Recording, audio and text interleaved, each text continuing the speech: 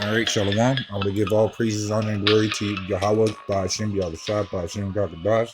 Double honors to apostles of GMS, and sincere Shalom to the brothers out here pushing the street for sincerity. And what I have here is a clip. It says, Brussels on edge as thousands clash with police over new sea rules amid infection surge. And this is actually quite a sight. You see a whole riot that's going to really go all over the world once these rules are implemented everywhere at this point. People, this will be a civil war, and and on top of that, we're having World War III on top of all this. So is going to go haywire, just as they were shown in the movies. Actually, that's a prime example. Let's not forget that.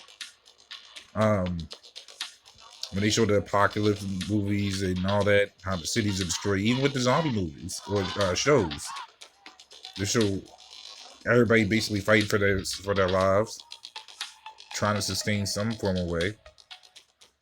People against people, people being drafted. This is just the beginning of it all.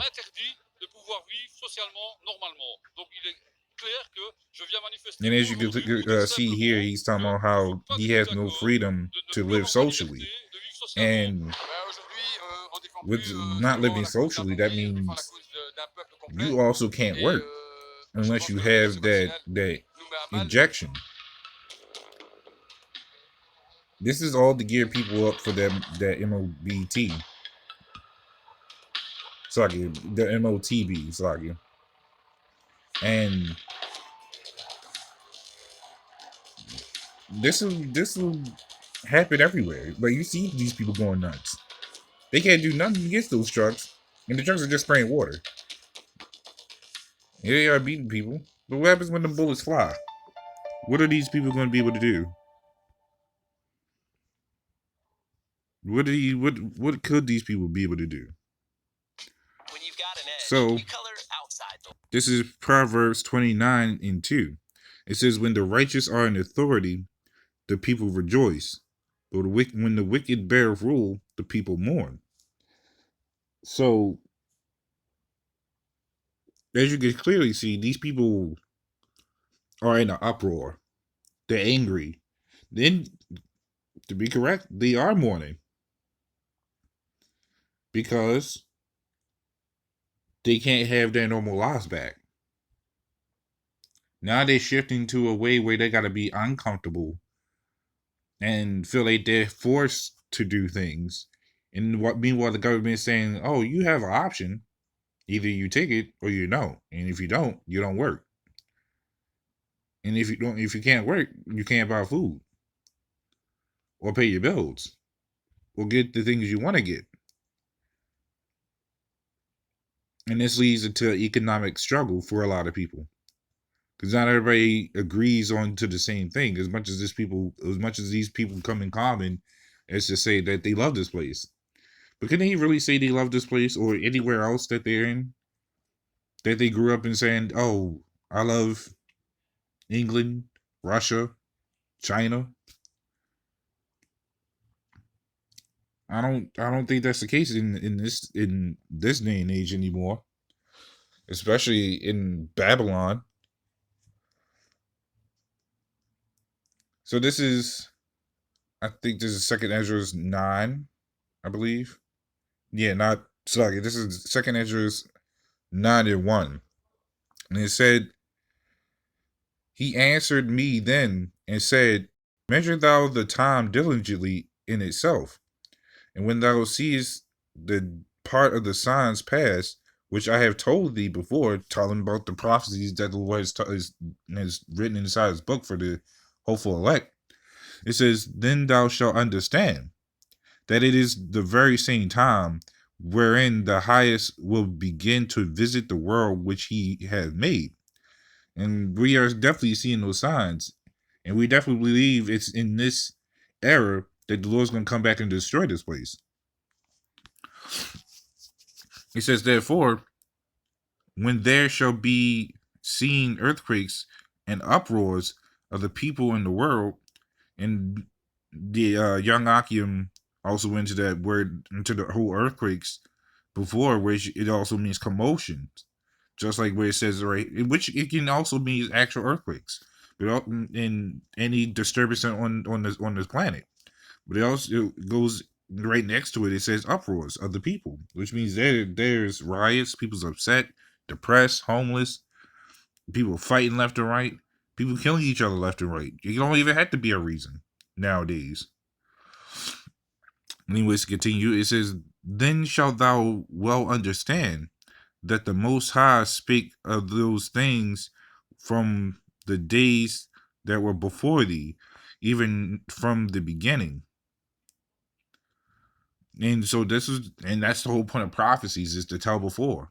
The Lord was already telling us this before we was even thought of, really.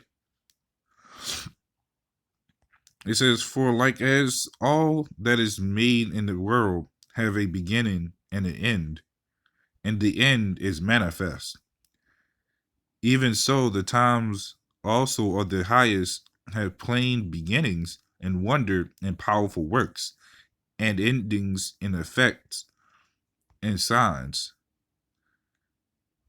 And everyone that shall be and everyone that shall be saved and shall be able to escape by his works and by faith whereby ye have believed shall be preserved from the said perils, which is also Jacob's trouble, by the way, and shall see my salvation in my land and within my borders, for I have sanctified them for me from the beginning. So the Lord's already had this already set. Everything was already set in motion from the beginning. But we don't even know who if we are the elect. That's why we got to do our best to keep doing what he tells us to do, primarily to teach to say those prophecies and wake up his hopeful elect. And everything by then will already be set for for the destruction of this place. Right now, the Lord's just taking his time whittling this place down, because especially since more prophecies had to be unfolded, we're seeing the end of this place. It's just a matter of time. Even the Lord don't even know what time he's coming back. But that in itself, believe it or not, is a faith booster, because we know that he's coming. Because if there was a set time, we wouldn't have to really do much. We just know, okay, this and that. But because we don't know when the Lord's coming back, that's a perfect time for us to keep brushing up on our knowledge, to perfect our art in the name of the Lord. Then that's what keeps our faith going, because the more we know, the more that has been given to us by the Lord, that he is still showing us signs. And this, even in that video, was also a sign, because that was taught in prophecy. All these things happening is always prophecy. That increases our faith even more and more, that we know this place is closer and closer to coming back. I mean, coming down. So we see the upcoming destruction of this place, and no one can do anything about it. And that's a good thing. We don't want nobody to do anything about it. Not like it could happen, but this place is ultimately going to be destroyed, whether people like it or not. So that's all I have going into that. So with that, shalom.